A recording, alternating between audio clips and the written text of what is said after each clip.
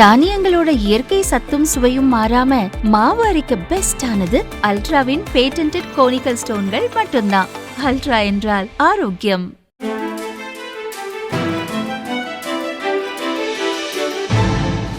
தட்டை, சீடை, முறுக்கு, ரிப்பன் பக்கோடா, அதிரசம், என்ன வேணாலும் செய்யுங்க. ஒரே ஒரு 5 லிட்டர் இதய மந்த்ரா கடல் எண்ணெய் பேக் ஒரு மாசம் முழுசுக்கும் அத்தனை சமையல முடிச்சு விடலாம். இதய மந்த்ரா.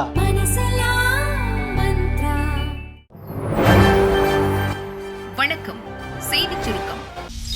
நிகிதா மீது நடவடிக்கை, கல்வி அதிகாரிகள் திட்டம். சிவகங்கை மாவட்டம் திருப்புவனத்தில் போலீஸ் விசாரணைக்கு அழைத்து செல்லப்பட்ட கோயில் காவலாளி அஜித்குமார் மரணமடைந்தார். அஜித்குமார் மீது நகை திருட்டு புகார் அளித்த பேராசிரியை நிகிதா திண்டுக்கல்லில் உள்ள எம்பி முத்தையா அரசு மகளிர் கலைக்கல்லூரியில் தாவரவியல் துறை தலைவராக பணியாற்றி வருகிறார். இவர் மீது கல்லூரி மாணவிகளை தகாத முறையில் நடத்தியது, வருகை பதிவேடு உள்ளிட்ட அலுவல் பணிகளை முறையாக மேற்கொள்ளாதது, சக பேராசிரியர்களை தரக்குறைவாக பேசியது, கல்லூரி முதல்வருக்கு கட்டுப்படாதது உள்பட பல்வேறு புகார்கள் எழுந்தன. இதனால் நிகிதாவை இடமாற்றம் செய்யுமாறு அவரது துறையின் மாணவிகள் கோரிக்கை வைத்தனர். இந்த விவகாரம் குறித்து விசாரித்து உரிய நடவடிக்கை எடுக்குமாறு கடந்த ஆண்டு மே மாதம் திண்டுக்கல் மாவட்ட கலெக்டர் மூலம் மதுரையில் உள்ள கல்லூரி கல்வி இணை இயக்குநருக்கு கடிதம் அனுப்பப்பட்டது.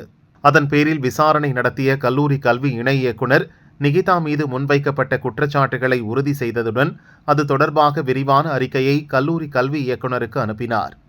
அந்த அறிக்கை மீது இதுவரை நடவடிக்கை எடுக்கப்படவில்லை. நிகிதா மீது தற்போது நடவடிக்கை எடுக்க திட்டமிட்டுள்ளதாக தகவல்கள் வெளியாகியுள்ளன. அரசு வேலை வாங்கி தருவதாக பலரிடம் பணம் வாங்கி ஏமாற்றியதாகவும் நிகிதா மீது குற்றச்சாட்டுகள் உள்ளன. கடந்த 2011ஆம் ஆண்டு ரூபாய் 16 லட்சம் மோசடி செய்ததாக மதுரை திருமங்கலம் போலீஸ் ஸ்டேஷனில் நிகிதா மீது வழக்கு பதிவு செய்யப்பட்டுள்ளது. இவற்றின் அடிப்படையில் நிகிதா மீது துறை ரீதியான நடவடிக்கை எடுக்க கல்லூரி கல்வி அதிகாரிகள் திட்டமிட்டுள்ளனர்.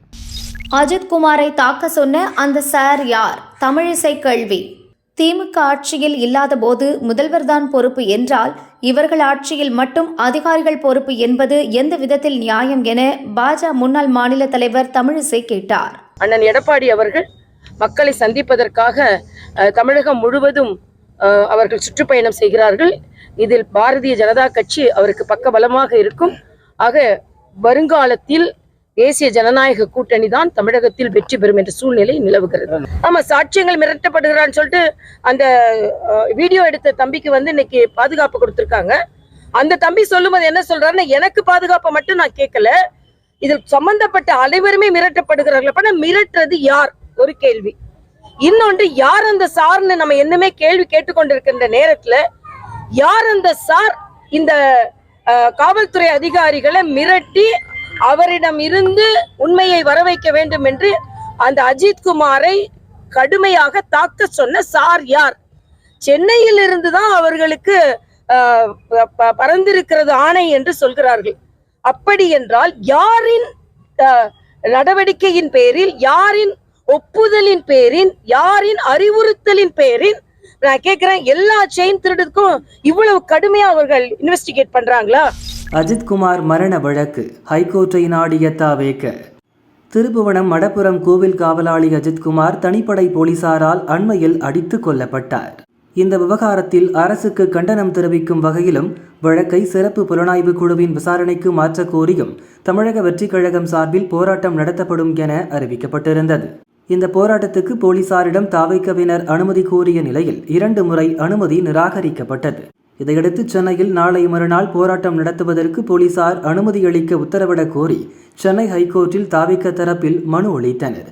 இந்த மனுவை அவசர வழக்காக விசாரிக்க முறையிட்ட நிலையில் நீதிபதி வேல்முருகன் மறுப்பு தெரிவித்தார். மேலும் வழக்கு எண்ணிடப்படும் பட்சத்தில் திங்கட்கிழமை விசாரிப்பதாகவும் போராட்டத்தை தள்ளி வைக்கவும் தாவேகவுக்கு அறிவுரை வழங்கினார். பாமக கொறடா அருளை நீக்குங்க, எம்எல்ஏக்கள் போர்க்கொடி. பாமகவில் நிறுவன ராமதாஸ், தலைவர் அன்புமணிக்கும் இடையே கருத்து மோதல் தொடர்ந்து அதிகரித்து வருகிறது.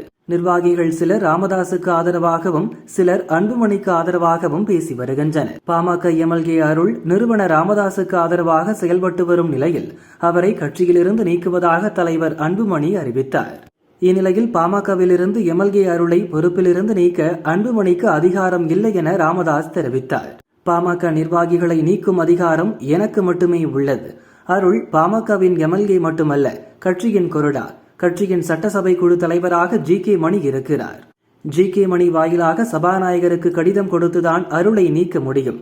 அதற்கு கட்சி நிறுவனரான நான் அனுமதி கொடுக்க வேண்டும். அப்படி எதுவும் நடக்கவில்லை என்றும் தெரிவித்தார்.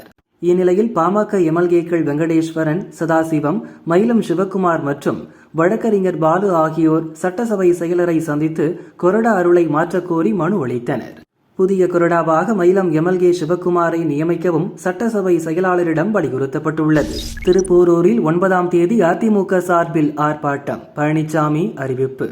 அதிமுக பொதுச் செயலாளர் பழனிசாமி வெளியிட்டுள்ள அறிக்கையில் கூறியிருப்பதாவது: தமிழகத்தில் விடியா திமுக ஸ்டாலின் மாடல் அரசு பதவியேற்றதிலிருந்து மக்களின் அத்தியாவசிய அடிப்படை தேவைகள் நிறைவேற்றப்படாததால் அவர்கள் சொல்ல முடியாத வேதனையில் இருக்கின்றனர். செங்கல்பட்டு கிழக்கு மாவட்டம் திருப்போரூர் சட்டசபை தொகுதி மக்கள் அடிப்படை தேவைகள் இன்றி சிரமத்துடன் வாழ்வதாக தொடர்ந்து புகார்கள் வந்த வண்ணம் உள்ளன. இந்த நிலையை கண்டித்தும் மக்களின் அடிப்படை தேவைகளை உடனடியாக நிறைவேற்றித்தர வலியுறுத்தியும் 9ஆம் தேதி திருப்போரூர் பேரூராட்சி மன்ற அலுவலகம் அருகில் அதிமுக சார்பில் மாபெரும் கண்டன ஆர்ப்பாட்டம் நடைபெறும் என்று பழனிசாமி தெரிவித்துள்ளார். தாவேக செயற்குழு கூட்டம் விஜய் பங்கேற்பு. தமிழக வெற்றிக் கழகத்தின் செயற்குழு கூட்டம் சென்னை பனையூரில் உள்ள கட்சி அலுவலகத்தில் தலைவர் விஜய் தலைமையில் நடந்து வருகிறது. இந்த கூட்டத்தில் கட்சியின் நிர்வாகிகள், பொறுப்பாளர்கள் மற்றும் செயற்குழு உறுப்பினர்கள் பங்கேற்றுள்ளனர்.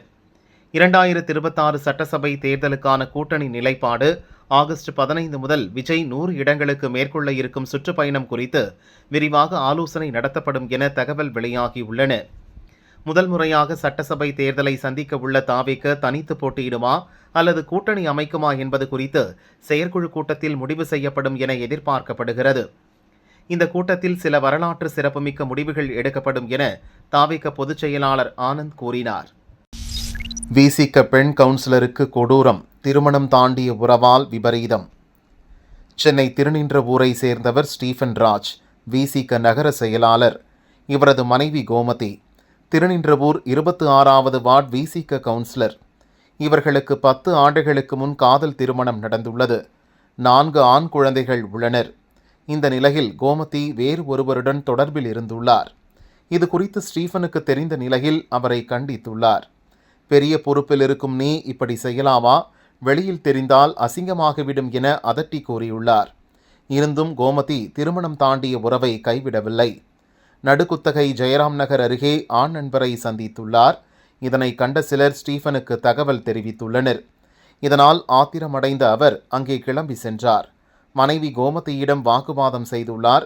நிலைமை கைமீறி செல்வதை உணர்ந்த ஆண் நண்பர் அங்கிருந்து நழுவினார். தொடர்ந்து ஸ்டீஃபன் ராஜ் கோமதி இடையே கைகலப்பு உண்டாகி இருக்கிறது. மறைத்து வைத்திருந்த அரிவாளை எடுத்து கோமதியை வெட்டினார் ஸ்டீஃபன்.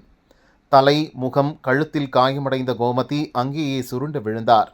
ஒரு கையும் துண்டானது. இரத்த வெள்ளத்தில் துடிதுடித்து இறந்தார். பின்னர் ஸ்டீஃபன் ராஜ் அங்கிருந்து கிளம்பி போலீசில் சரணடைந்தார். திருநின்றவூர் போலீசார் கோமதியின் உடலை மீட்டு ஹாஸ்பிட்டலுக்கு அனுப்பினர். குடும்ப தகராறில் கவுன்சிலர் கொல்லப்பட்ட சம்பவம் அப்பகுதியில் அதிர்ச்சியை ஏற்படுத்தியுள்ளது.